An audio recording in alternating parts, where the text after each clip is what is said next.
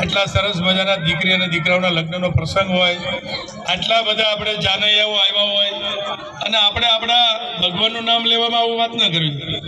જય વેલનાથ. બરોબર. નવી મોરવાડના આંગણે ક્ષત્રિય વીર ભાથીજી મહારાજના મંદિરના લાભાર્થી આ 11 સમૂહલગ્ન એટલે દ્વિતીય સમૂહલગ્ન, પ્રથમ તો હતો એમાં હું હાજર પણ હતો. આ 11 સમૂહલગ્નના મુખ્ય મારા ઉપર સ્ટેજ ઉપર બિરાજમાન ઘણા બધા મહાનુભાવો છે, સમાજના પણ બધા આગેવાનો છે. મારી સાથે અમારા ચુડા તાલુકાના પ્રમુખ ભાઈ શ્રી ઈશ્વરભાઈ, એ જ રીતે નારસંગભાઈ મારા ડેલિગેટ શ્રી, પ્રતાપભાઈ મહામંત્રી છે, ભલે આયોજક છે, ઘનશ્યામભાઈ મહારાજ છે, આખી આમ તો એમની ટીમ છે. આયોજકો જે છે મહેશભાઈ, વનરાજભાઈ, આશીષભાઈ, આમ તો મંચ પર ઘણા બધા બેઠા છે. દરેકના સ્વાગત થતા હતા.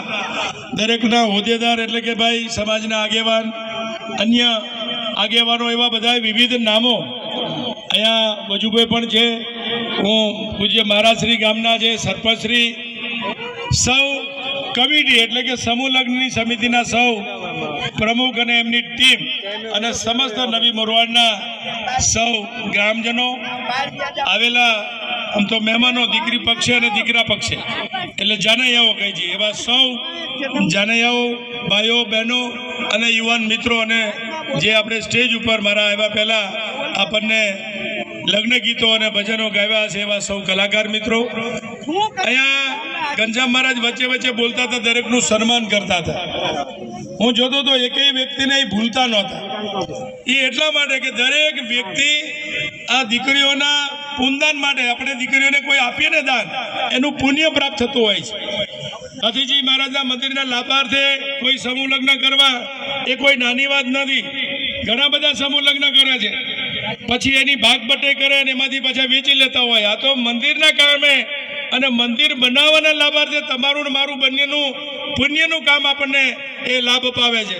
ઘનશ્યામ મહારાજ અને એમની ટીમને એટલા માટે અભિનંદન આપું છું કે બધાએ સમૂહ લગ્ન દરેક જગ્યાએ થાય છે જ્ઞાતિના, પણ જ્યારે ભાથીજી મહારાજના લાભાર્થે આ દ્વિતીય સમૂહ લગ્નના જે 11 દંપતીઓ આવી ગયા છે લગ્નમાં વિધિ પૂરી કરીને, હું મારા ઈષ્ટદેવને, ભાથીજી મહારાજને, મારા આદ્ય શક્તિમાં મારા કુળદેવી છે દામા, હું મારા કુળદેવી માતાજીને પ્રાર્થના કરું કે એમની બધી જ મનોકામનાઓ ભગવાન સિદ્ધ કરે, એમની બધા જ મનોરથો પૂરો થાય. અને એક સાથે સાથે ટકોર પણ કરું છું કે આપણે મા બાપને ભૂલતા નહીં. આપણે બધા લગ્નથી જોડાઈ